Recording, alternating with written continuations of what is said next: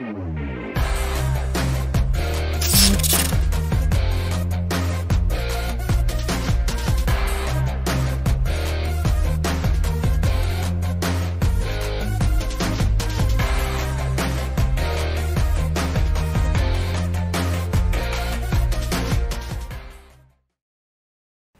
Smart Investor to my channel Nizar Imam. Jadi di episode kali ini kita akan membahas sesuatu yang menarik ya. Jadi mungkin saya sudah pernah melakukan video seperti ini sebelum-sebelumnya di bulan Desember dan bulan Januari. Mungkin pendekatannya aja yang sedikit berbeda. Kalau di bulan Desember dan bulan Januari itu pendekatannya saya nyari tahu kira-kira saham yang sering naik bulan Desember dan bulan Januari itu apa saja, dan saya beritahukan sama teman-teman Smart Investor semua.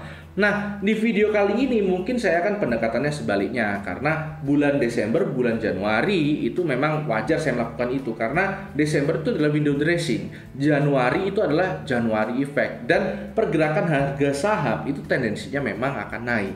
Nah, tapi bulan Februari ini sedikit berbeda. Kalau teman-teman sudah memasuki dunia saham dari tahun 2017 seperti saya, mungkin teman-teman harus ingat-ingat lagi.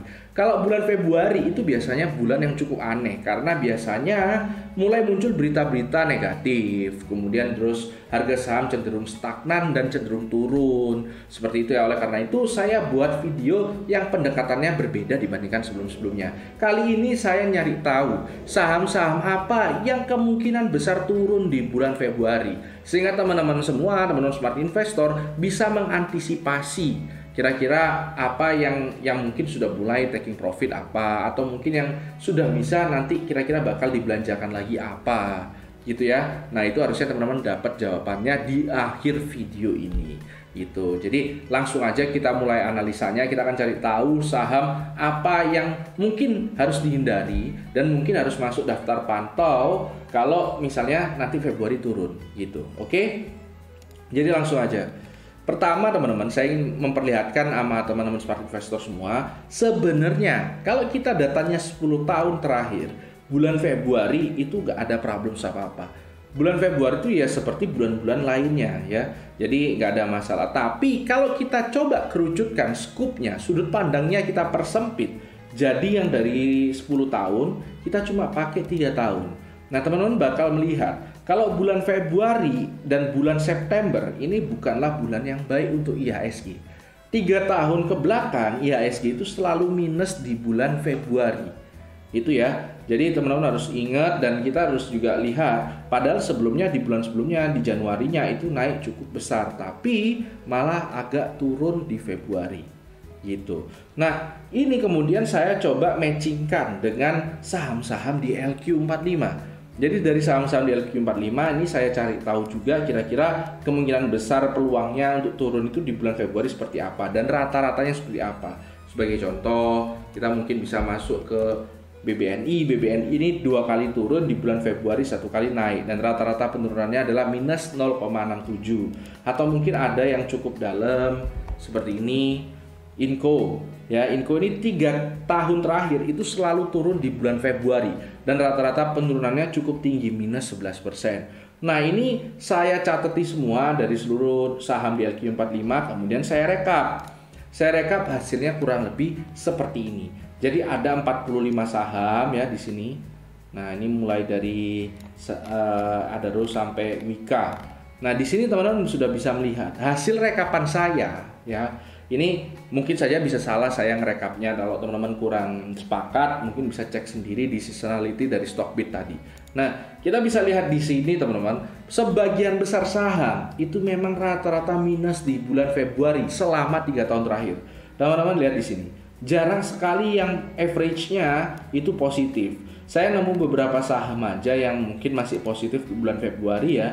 Ini adalah MDKA. MDKA ini 3 kali naik di bulan Februari, sangat berbeda dibandingkan saham-saham lainnya. Ini masih positif. Kalau teman-teman bandingkan sama saham-saham lainnya, ini waduh cukup dalam ya minus-minusnya. Seperti itu. Nah, kemudian dari data ini teman-teman bisa lihat nih. Nah, ini adalah grafiknya.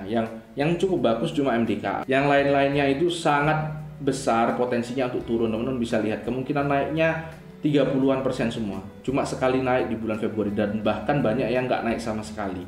Nah, yang nggak naik sama sekali di bulan Februari ini kita rekap teman-teman ya. Kita rekap seperti ini datanya. Jadi ada beberapa saham yang memang nggak pernah naik di bulan Februari. Itu ada sekitar kurang lebih ya, kita bisa lihat di sini ya. Ini ada sekitar kurang lebih beberapa saham, kita mulai sebut aja, mulai dari Adaro, Astra, Cepin, HMSP, Inco, Indofood, KLBF, PTBP, SMGR, SMRA, Tebik, Tower, Unilever, dan Wika. Ini nggak pernah naik di bulan Februari selama 3 tahun terakhir. Itu ya. Nah, kemudian dari data ini kita urutkan lagi ya, kira-kira average-nya paling besar minusnya itu siapa? Yang potensi turunnya paling besar itu siapa? Nah, setelah diurutkan itu datanya kurang lebih seperti ini. Ada 3 saham yang penurunannya itu cukup dalam ya. Jadi ada Inco, ada Astra, ada Tebik, rata-rata penurunannya, dan nggak pernah naik sama sekali di bulan Februari. Kita coba konfirmasi ya dengan stok bidnya tadi. Inco sudah kelihatan ya, memang benar ya, saya nggak salah ngerekap. Terus kemudian kita bisa lihat ASI. Nah, ini juga benar ya, minus 11,13% di bulan Februari rata-ratanya. 3 kali berturut-turut di bulan Februari turun. Kemudian kita juga bisa lihat Tebik tadi ya. Nah, Tebik juga 3 kali berturut-turut turun di bulan Februari dengan rata-rata penurunan minus 10,79%. Itu.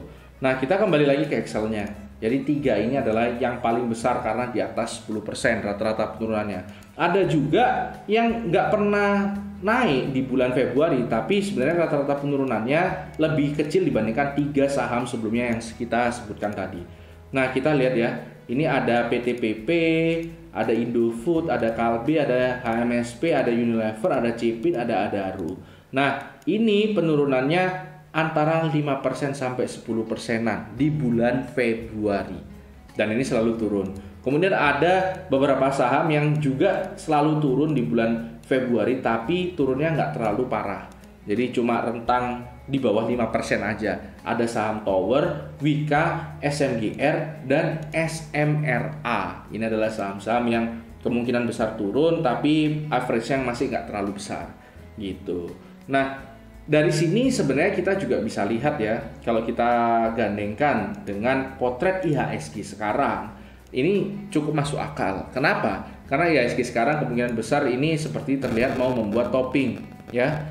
Nah, di sini teman-teman, mungkin saya nggak bisa ngasih tahu sama teman-teman semua analisa teknikalnya yang fancy, yang keren seperti apa. Nah, mungkin teman-teman yang sudah paham banget dengan teknikal bisa komentar di bawah, kira-kira memang Februari itu kemungkinannya seperti apa gitu. Nah, tapi yang bisa saya lihat dan mungkin saya kasih tahu sama teman-teman semua, di sini masih ada gap yang cukup besar menganga gitu ya. Ini bisa jadi peluang, dan mungkin saja ya kita bisa lihat support di sini nih, support 5.800 ini mungkin bisa diuji kembali. Tapi ya nggak ada yang tahu ya bakal kesana atau tidak. Kita cuma mengantisipasi aja. Seandainya kalau memang Februari itu turun, ya bisa jadi saham-saham tadi ya sesuai dengan tahun-tahun sebelumnya beneran turun. Nah, gitu teman-teman ya.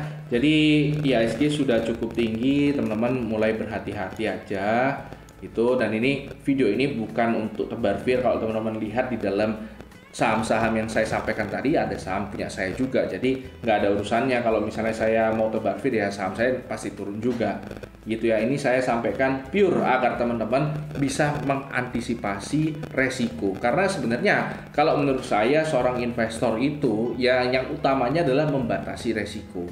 Nah, kalau bisa membatasi resiko, keuntungan itu akan datang sendiri.